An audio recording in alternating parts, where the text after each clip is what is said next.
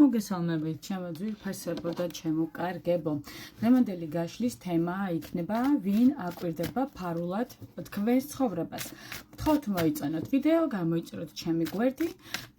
ასე თქვენ ყოველთვის პირველები შეიტყობთ ჩემს ახალ გაშლებზე და ერთად გავაგრძელებთ ეს თქვენ პასუხების ძიებას თქვენს კითხვებზე. მოდი ახლა ვნახოთ, თუ ვინ აკვირდება ფარულად თქვენს ცხოვრებას. ჩაიფიქრეთ საკუთარი თავი, კონცენტრირდეთ საკუთარ თავზე და ვნახოთ, ვინ არის ის პიროვნება, ვინც ფარულად აკვირდება თქვენს ცხოვრებას. მოდი ვნახოთ, ვინ არის ის პიროვნება, ვინც ფარულად გაკვირდებათ. რა გზით გაკვირდებათ, როგორ ანეგრეთ, ამას ყველაფერს გაშლაში შევიტყობთ. ვინ გაკვირდებათ ფარულად, ვინ აკვირდება თქვენს ცხოვრებას ფარულად.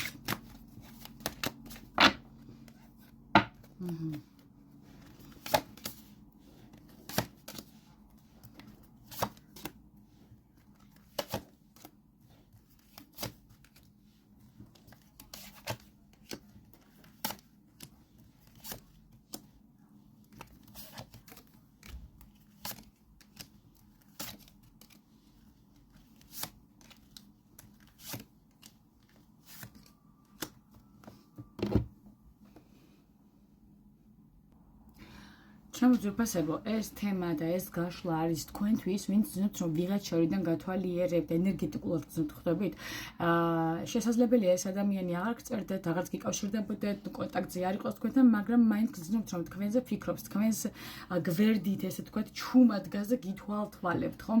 რაღაც ენერგეტიკულად გძნობდეთ, ამას შესაძლოა. ეს ვიდეო თქვენთვისაა, ვისაც ეს განცდა არ გტოვებთ. თქვენად არის თასების დედოფალი, ეს არის თქვენი დამახასიათებელი. თქვენ ხართ ადამიანი და ის ადამიანი, ვის ენერგიაში ძალიან ადვილად ისეთ იკარგებიან, ხო, თბილი, ემპათიური და ძლიერი ემოციებით სავსე ქალი. ეს ადამიანი, რომელიც თქვენ გითვალთვალებთ, ასე ვთქვა და ფარულად თქვენ ცხოვრებას აკვირდება, ხედავს თქვენ სიღრმეს, ჩემო ძვირფასებო, მაგრამ ვერ აკონტროლებს საკუთარ გრძნობებს. სწორედ ამიტომ გაკვირდებათ, გიყურებთ შორიდან და აი მოკლედ ეს დაკვირვებები შეიძლება იყოს შორმანძილზე, მაგალითად საიდანღაც შორიდან დისტანციდან გიყურებდეთ, ფარულად გათვალიერებდეთ სოთქსელებს და ასე შემდეგ, ხო? 10-იანი კვერთხების პაჟი, 7-იანი თასები და 8-იანი პენტაკლები გვეუბნება, რომ ეს ადამიანი ძალიან გადატვირთულია დღესდღეობით, თითქოს ცხოვრება მასზე ზედმეტ, ესე ვთქვათ, ტვირთი მას და ეს ვთქვათ, პირდაპირ დააკისა ზედმეტი ტვირთი ცხოვრება. მას აქვს პასუხისგებლობები, მაგრამ გონებაში ხშირად ბრუნდება თქვენთან. კვერთხების პაჟი გვიჩვენებს ინტერესს, ის კვლავ აგრძელებს დაკვირვებას, გიყურებთ, სწავლობს თქვენს მდგომარეობას და იკვლევს თუ როგორ ცხოვრობთ თქვენ ახლა. 7-იანი თასები გვესაუბრება იმაზე, რომ თქვენ მისთვის ჯერ კიდევ ოცნება ხართ, იდეალი, რომელიც ვერ მიიღო, ვერ დაისაკუთრა ბოლომდე და 8-იანი პენტაკლები მიგვითებს იმაზე, რომ ის რეალურად თქვენ ცხოვრებას დეტალებში აკვირდება, შესაძლოა სოციალურ ქსელებში, ფოტოების ან საერთო გარემოს მეშვეობით ჩემო ძვირფასებო, სხვათა ძალიან ჩაციკლულია ამ ყველაფერში. 2-იანი ხმლები, ვორტონის ბორბალი, 8-იანი თასები და 6-იანი ხმლები არის, არც ჩანს რეალურად, მაგრამ ამწიოთ.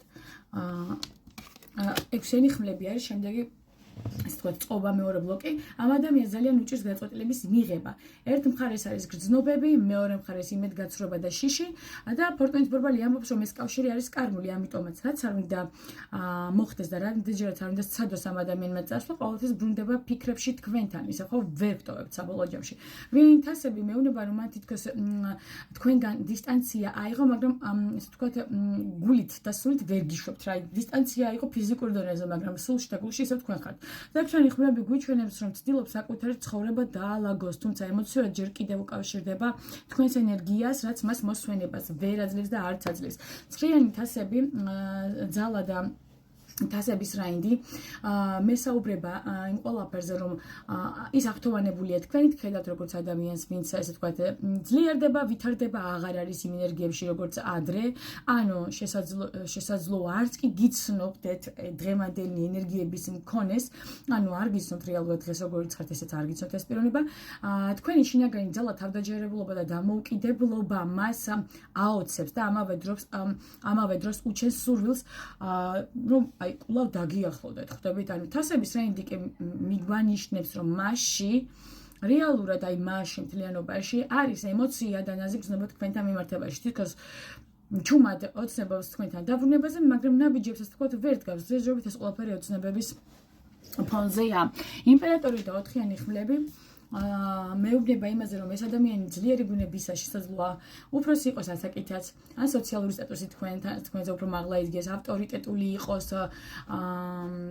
თანამდებობაზე იყოს, კონტროლის მოყვარული იყოს, თქვენი უფროსი იყოს, ჩამოთვალე ვარიანტები, რაც იმპერატორში ჩდება, ხო? რომელსაც ხოთა შორის ახლა პირდაპირ თქვა, ხო, აი ამ ადამიანს რა ვინც არის და ვინც არ უნდა იყოს და რომელ სიტუაციას არ უნდა იყოს საუბარი, უყარს კონტროლი ყველაფერზე, ანუ მის კონტროლქვეშ უნდა იყოს ყველაფერი და ყველა. იმპერატორის ესე ვთქვათ, თავისი ემოციების დამალვა შეუძლია ცდილობს კიდევაც და მალავს კიდევაც, ხო? გონებით მოქმედებს რეალურად, მაგრამ 4-იანი ხმლები გვიჩნევს, რომ ის პაუზაშია, გაკვირდებათ, ფიქრობს, როგორ მოგიახლოვდეთ ისევ, რომ არ დაკარგოს თავის ღირსება, ხო? იმპერატორული ღირსება, რაც მას გააჩნია.